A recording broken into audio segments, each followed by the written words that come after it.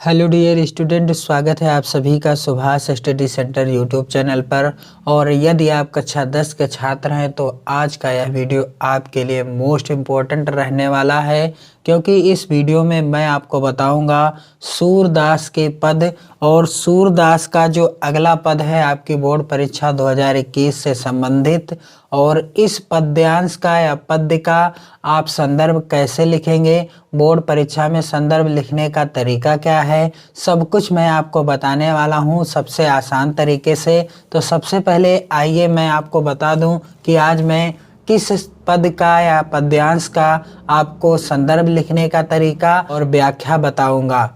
तो छात्रों, इस पद्यांश का मैं आपको संदर्भ बताऊंगा और व्याख्या बताऊंगा कि आप कैसे लिखेंगे। उधव मोहि ब्रज बिसरत नाही। सबसे पहले आपको क्या करना है, पद्यांश के प्रथम दो शब्द यानी पहले के दो शब्द या तीन शब्द और लास्ट के दो शब्द या तीन शब्द इस तरह से आपको लिख देना है, जिस तरह से मैंने यहाँ पर लिख रखा है। फिर आपको संदर्भ में क्या लिखना है कि प्रस्तुत पद्यांश या पद्य, आप इस तरह से लिख सकते हैं, प्रस्तुत पद्य हमारी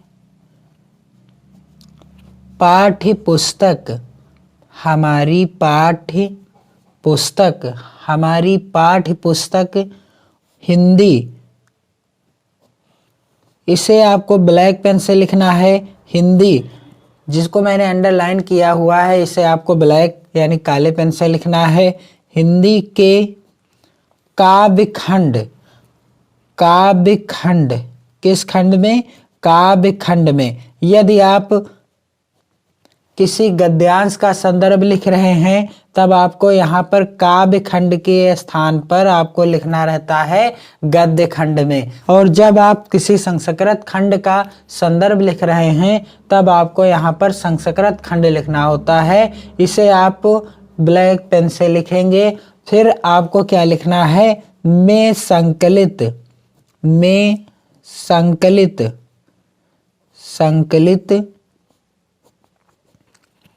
पद शीर्षक, पद क्या नाम है, पद शीर्षक कौन सा है, शीर्षक का नाम क्या है, पद। इसे भी आपको ब्लैक पेन से ही लिखना है। पद शीर्षक से उद्धृत है,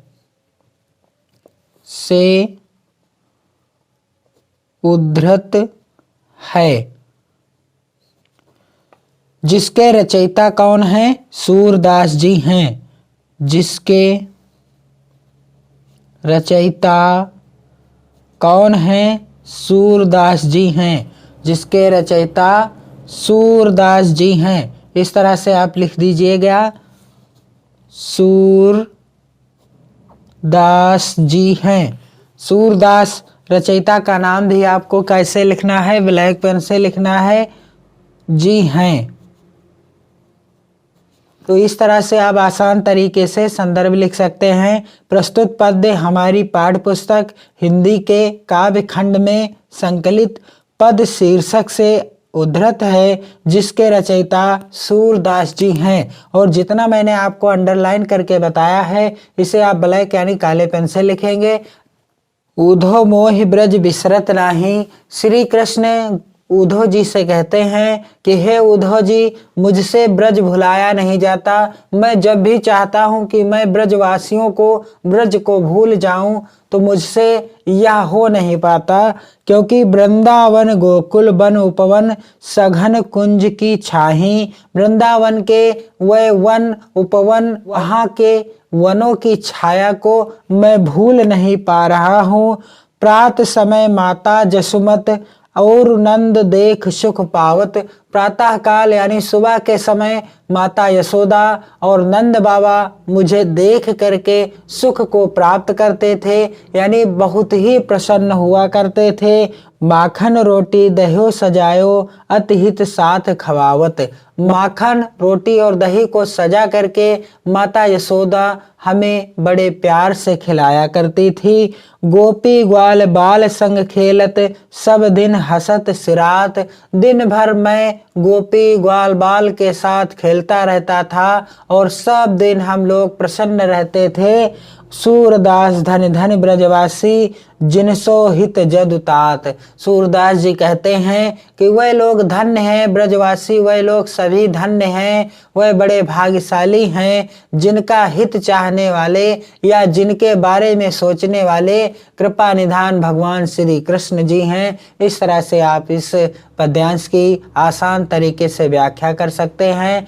और यदि आप इस पद्यांश की व्याख्या लिखने का आसान तरीका देखना चाहते हैं तो वीडियो के डिस्क्रिप्शन बॉक्स में लिंक है, आप वहां पर क्लिक करके वहां पर मैंने आपको संदर्भ लिखने का तरीका, व्याख्या करने का तरीका और काव्यगत सौंदर्य स्पष्ट या लिखने का तरीका बताया है। आप क्लिक करके देख सकते हैं। वीडियो को लाइक, शेयर और कमेंट जरूर कीजिएगा। जय हिंद, वंदे मातरम।